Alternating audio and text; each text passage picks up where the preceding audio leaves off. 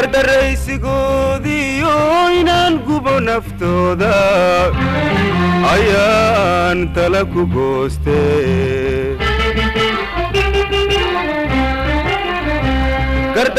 gardaraysigoodiyo inaan gubo naftooda ayaan tala ku gooste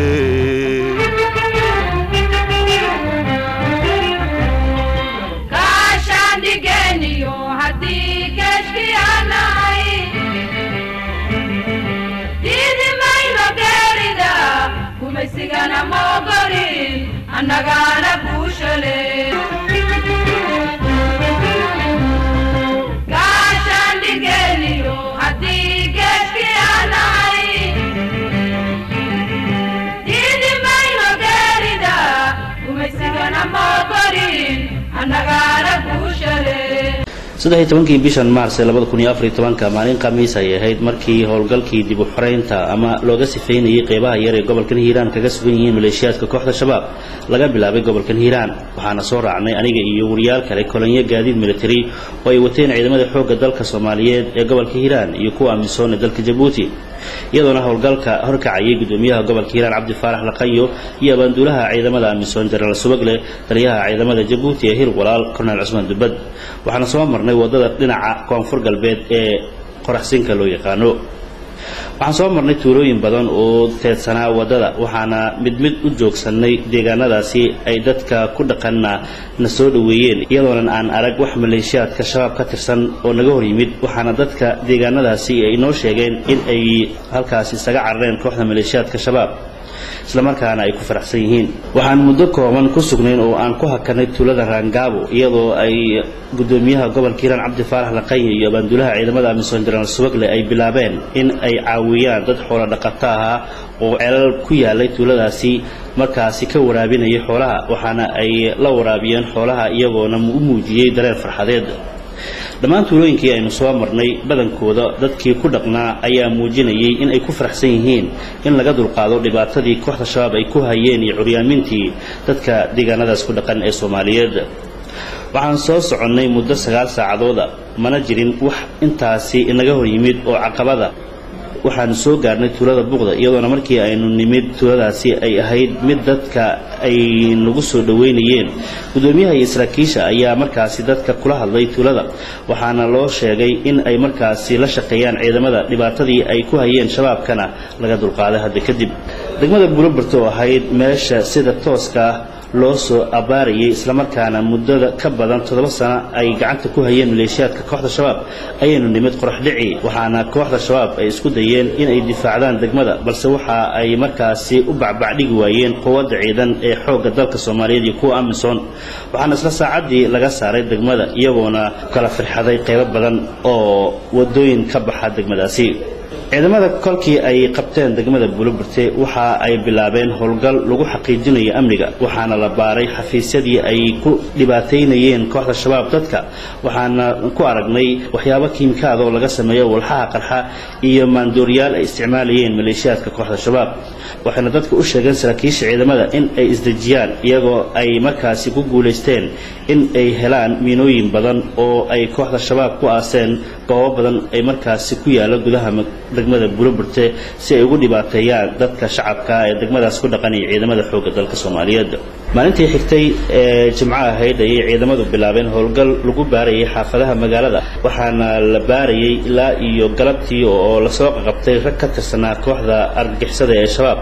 waxaana galabkii ay la hadleen gudoomiyaha gobolka Hiiraan iyo saraakiisha iyo mas'uuliyiin kale oo ka mid ahaa gudoomiyihii hore ee gobolka Hiiraan Yuusuf Dabageed oo meel fagaara ay kula hadleen dad badan oo ku dhaqnaa degmada waxaana loo sheegay dadka in ay markaasi ka qayb qaataan sugidda ammaanka oo ay isdajiyaan isla markaana ay markaasi furaan goobahooda ganacsi kuna soo celiyaan degmada isu socodkii caadiga ahaa ee lagu yaqiinay yani qofka bani aadamkiihi ilaahay waxa ku karaamadeeyay waa aqliga iyo maskaxda weey inaan aqligeena adeegsano inaan fikirro kuna diidno wixii xun wixii wanaagana aan ku qaadanay waxa weeye waxa nafaraya aqligeena nafaraya nimanka nabadiidka magaca shabaabka loogu yeedho runtii magacaasi uma qalmaan oo waxaan odhannaa magac kale aan ugu yeedhnaa wixii islaamku uu qabaa loogu yeedhi oo ah inay yihiin dad faasidiina mufsidiina oo wixii wanaag ahaa faasidinaya dad sharwadayaala oo shayaadiina runtii waxaa yaaba hadalkii walaalkeed yuusuf haddeer uu lahaa oo ah wa nimankani hadday janno doonayaan oo xurar cayni ay sugayso nin amiirahoo isqarxiya runtii lama hayo waa kow hadda magaalada markaan maraynay waxaan magaaladan dhex marray waxaan aragnay quryo aad u qurqurxoon waxaa la leeyahay gurigan amiirkaa gelaya amiirkaa gelayay baa la leeyahay gurigan ayaa gelayay amiirkaa gelayay waxaan aragnay magaaladii oo aad iyo aad inteeda kale yacni qashinku uu ka buuxo laakiinse guryaha nimankaasi ay galaan ay aad u qurxoon yihiin waxa hubaala nimankaasi hadday janno jecel yihiin oo aynan adduunyadan dan aynan u lahayn inay iswada qarxiyaan bay ahayd yowma waleyla ay iskaga tagaan adduunyada aakhiro tagaan laakiinse waxay ku ciyaarayaan caqliga dhallinyarteenna runtii waa sidaas weeye caqliga dhallinyarteenna dhallinyartaa barbaartaa soo koraysa ayaa caqligayga lagu ciyaaraya war waxaa la rabaa ummaddeennan inay shaqaysiiyaan caqligooga inay shaqaysiiyaan nimankani wallaahi adduunyana dhiqi maayaan aakhirana dhiqi maayaan midna dhiqi maayaan midna uma socdaan miday u socdaan ma laha adduunyana dhiqi maayaan aakhirana dhiqi maayaan waxa weeye inaan isbadbaadinno annagu aad iyo aad haddaan nahay walaalihiin hiil walaal reer Djibouti runtii oo idin jecel ciidamada amisom waan ka tirsannahay laakiin haddana waxaan nahay walaalihiin reer Djibouti oo idiin soo gurmaday waxaan jecelahay inaan wax ka bedelo waxaa hadda aan ku arkayno magaalada Boolebugde oo qashina oo foolxuma oo nolol xumiya oo ka muuqata waxaan adduunyada aad la wadaagi doontaan reer Boolebugde nolosha adduunyadu ay wadaagto caalamku wadaago ayaad la wadaagi doontiin dhalinyartu way dheeli kubadaha ciyaari way farxi doonaan waxay la ciyaari doonaan tiimam iyagaa dhexdooda ciyaari ciidamada Soomaalida la ciyaarayaan annagaa la ciyaari doona waxaan dhigaynaa kuuba waxaan soo celin doonaa bilicda magaalada meelaha qashinku hadda uu ka buuxo ayaan sifayn doonaa marka waxaan idin leenahay war waxa weeye ilaahay ku mahadiya ummad islaam aanu nahay dhammaanteen Soomaali baa tihiin istir baa tihiin dad isdhalay baa tihiin in qaal murtadiin iyo caqligeenna lagu ciyaaro maaha war wax murtadihi ma jiro niman baa caqligeenna ku duulay oo ku duulaya oo raba inay ku raaxaystaan gabdhaheenna ay ku raaxaystaan meelo kale ka yimiday ayaa raba inay waxa adeegsadaan afkaarta adeegsadaan ay ku noolaadaan maalmo ayay rabaan laakiin xaqiiqo maaha diinna maaha wallahi inay diin ahayn wallahi inay diin ahayn maaha diin runtii farxad weyn noo tahay inaan kala soo qayb galno galabta shirkan isaga ah oo aan isugu yeernay inaan idiin sheegno waxyaabo muhiim ah oo ku saabsan nolosha bini aadamka iyo sababihii aan u nimid halkan waxaa runtii farxad weyn noo ah idinkuna aad ogtihiin inkastoo aan waxoogaa soo daahnay inaan ku faraxsannahay inaan taaganahay magaalada Boolebugde dhexdeeda nimankii dhibka ku waday muddada dheerna shalay galab hadda oo kale waad garan karaysaan waxay meeshan ka hayeen runtii farxad weyn waa Allah subhanahu wa ta'ala mahad ku leh in aad tihiin galabta dad xor ah xoolahooda naftooda iyo wax allaale wixii bini aadamku islaamnimo loo ogol yahay inaad xor u tihiin inaan idinku bishaarayno ayaan horta galabteeda kuga nimid intaa kadib waxaan rabaa inaan xuso dhowr qodob oo muhiim ah waxaa jira waddanka waxaa ka socda laga bilaabo shalayto oo ay ciidamo soo dhaqaaqeen gobolka Hiiraan waxaa ka socdo xukun degdega waxaa afka qalaad lagu yiraahdaa martial law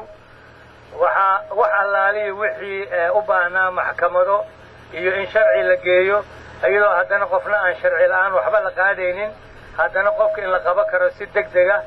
waxna la weydiin karo sidaasi darteed waxaan runtii rabaa inaan idiin sheego ma rabna inaan dhahno magaalada bandow waaye iyo wax saasa waxaan rabnaa inay dukaamadu furan yihiin noloshu caadi noqoto qof waliba noloshiisa u dareemo inay xor tahay waxaan aad iyo aad uga xumahay nimankii markay shalay halkan ka tegayeen waxayna yidhaahdeen nimankaas soo socda waxba lagama iibi karo maanta iyadoo jimce ahayd haddana waxaa lagu darsaday in cabsi awgeed dukaamadii hore loo xiro hortaasi ma qalad baa mase waa sax waa qalad in dukaankii qofku uu furan waayo waa xurradiyaa laga qaaday waxaad samaynaysaan maqaayadaha fura